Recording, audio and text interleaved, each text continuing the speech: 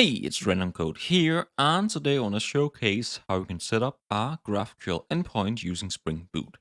And I have already pre-built this entire application, and I'm just going to go through all our components and then showcase and discuss how they work.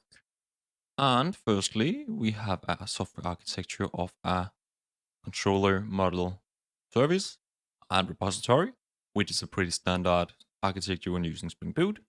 And for this exact project, it's a bit overkill because I'm actually not using all the functionality that this architecture provides, but I think it's a decent way of making everything a bit clearer to understand what we're doing. But just starting at the lowest layer, we have a repository, which in this case I'm just mocking, meaning I'm just manually creating some photo objects and then returning them as a list instead of connecting to some kind of database, something more complex. Because the focus of this video is going to be GraphQL, I'm not going to set up any database connection. So we just have a mocked get photos method, which just simply return a list of multiple images or photos. These photos are then used to go through all our layers and then in the end send to our endpoint. But our photo is just a simple Java object containing an ID, latitude, longitude, some owner, an image, and a type. I'm using a lombok to add these basic arguments. So instead of having like getters and setters for everything, we just use add data. We create an all-access constructor and a builder, which is what we use inside our mock repository setup to quickly create our photos. So pretty standard plain Java.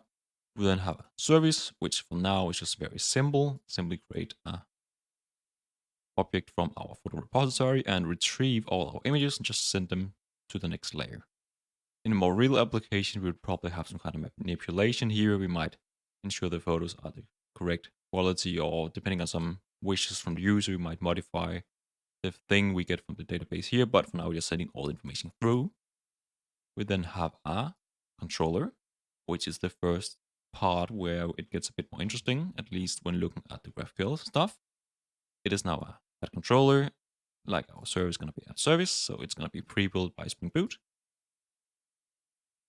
Our photo service then have our photo controller then has connects to our photo service, which is an auto while using constructor injection. And we're then using a notation query mapping, which is a GraphQL mapping for our get all photos method, which for now also just returned all our data from our service. So we're just sending the data all the way through, which might seem a bit stupid, but for a large application, this makes everything, at least in the long run, quite a lot simpler. But for now, technically, we could have just created a list of photos in here and returned it here. But then the next thing we need to add for this base GraphQL setup is that we have a get all photos query mapping setup. We then inside our applications resource folder have a GraphQL folder with a schema.graphql, which is a place where we now define all our GraphQL endpoints. And using plain GraphQL like we are here, this is actually a bit not problematic, but it's a bit annoying that all our data have to be duplicate, that we both have to define our endpoints inside our controller, as well as inside our GraphQL schema here. So we have a type query, defining we have an endpoint called get all photos, and it is returning an array of the type photo.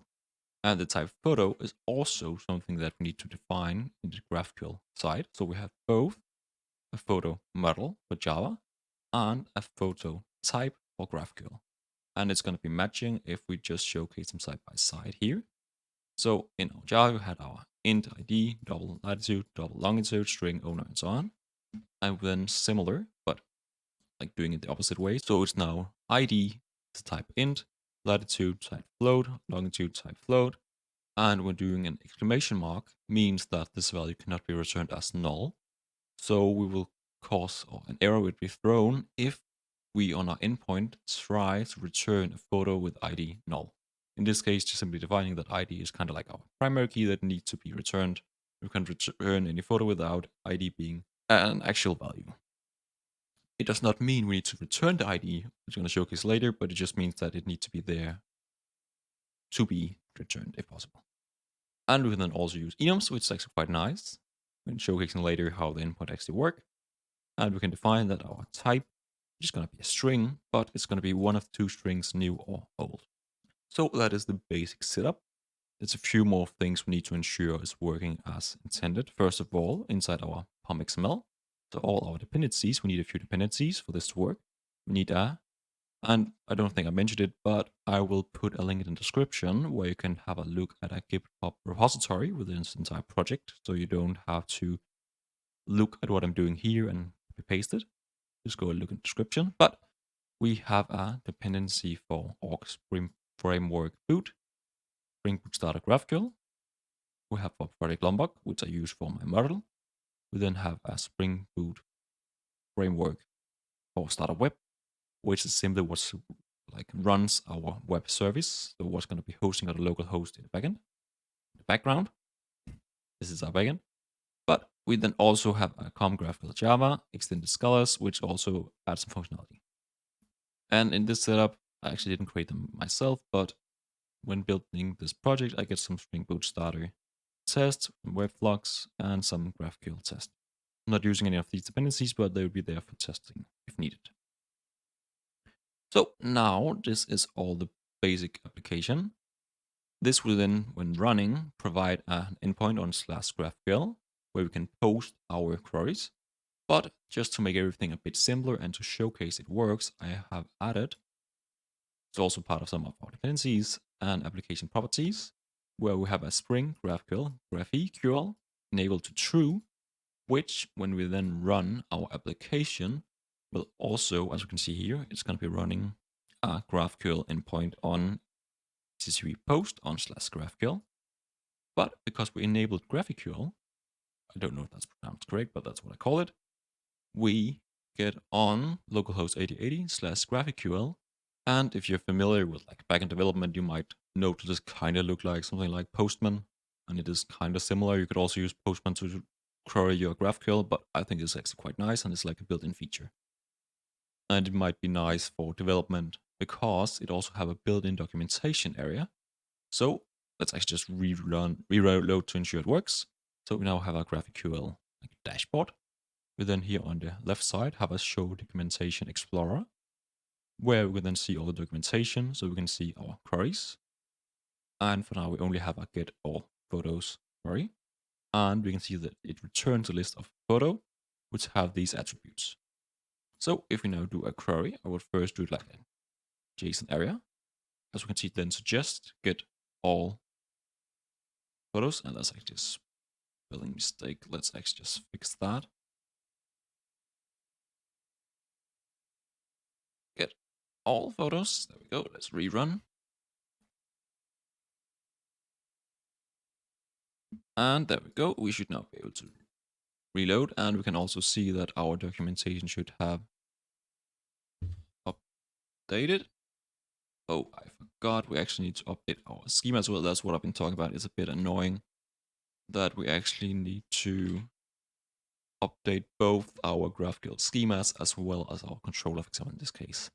And there is some like newer libraries, I think actually developed by Facebook, because GraphQL is actually developed by Facebook to begin with, but that removes this entire GraphQL like duplicate part of the application. But I might look at that in another video. But for now, if we now try to rerun our GraphQL, we should see that our query have updated, and we can now do it a bit more probably. So get all the photos. We then need to pass it a list of some elements we would like to get returned, and we'd actually do Control-Shift-P to prettify, but we now get all photos. And in here, we can then define any parameter we'd like to return. So now let's just do the ID as it suggests. So ID, let's do the owner and the type. And as you can see here by the type, it would only be able to return, as we showed in our enum, new or old, but in this case, it doesn't matter much. But we can then do query, and we now get a JSON object of data of get all photos containing an array of all our elements, but only what we wanted from our elements, which is like the main part of GraphQL, is that we can build like a single endpoint /GraphQL, where we can throw multiple queries at this endpoint. Let's say our image was actually not just a string saying dog, for example. It might be a binary array of the actual image. and that would take up quite a lot of space. So let's say on a mobile app, we would like to use the same endpoint as we'd use on like a desktop application, but we would not like to return the image. So we would be able to get all the other information, but the image, because we can like query from the front end, whatever we would like. And as you can see, just very simply allow us to do a very, very custom setup. But that is the basic structure and full setup of my very simple and basic setup for a GraphQL endpoint in Spring Boot. And once again, I will leave a link in the description to the repository where you can have a look at all of this yourself. Otherwise, if you enjoyed this video, please leave a like and subscribe, and I wish you all a wonderful day.